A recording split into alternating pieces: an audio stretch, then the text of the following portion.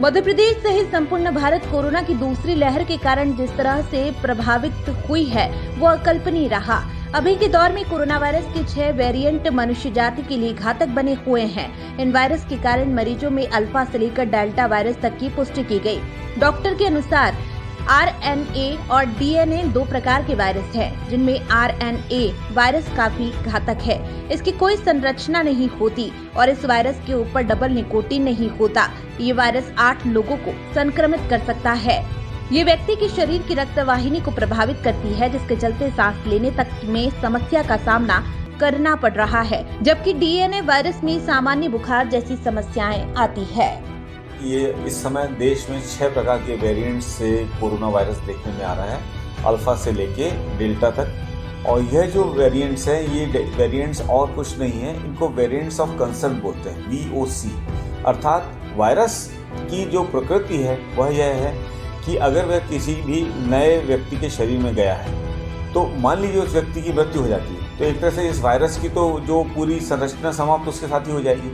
तो वह दूसरे व्यक्ति के शरीर में अपने आप को बचा के रखने के लिए अपनी संरचना में लगातार नित्य प्रति परिवर्तन करता रहता है। जब ये नित्य प्रति कर रहे परिवर्तन उसको नई शरीर में जाकर के अच्छी तरह से बढ़ने में सहायक होते हैं, तभी उसकी वंशावली चलती है।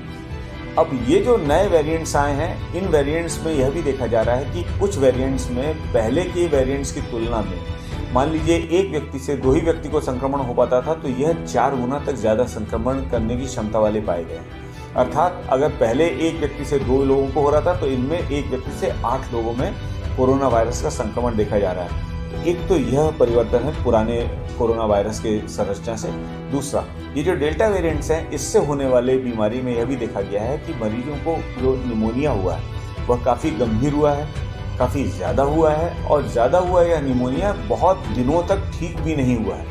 इस यही कारण है कि आपने इस बार देखा होगा कि दूसरी लहर में जितने भी लोग कोरोना से प्रभावित हुए हैं, उनमें से जो लोग अगर भर्ती हुए हैं तो ये पिछली बार अर्थात पहली लहर की तुलना में जल्दी ठीक होकर के घर भी नहीं आ पा रहे हैं। इनको ठीक होने में भी समय ज़्यादा लग रहा है। साथ ही घर में आने के बाद भी इनके फेफड़ों की पूरी कार्यप्रणाली सही तरह से ठीक नहीं हो पाई है। ये 2-3 मुख्य फ़र्क हैं।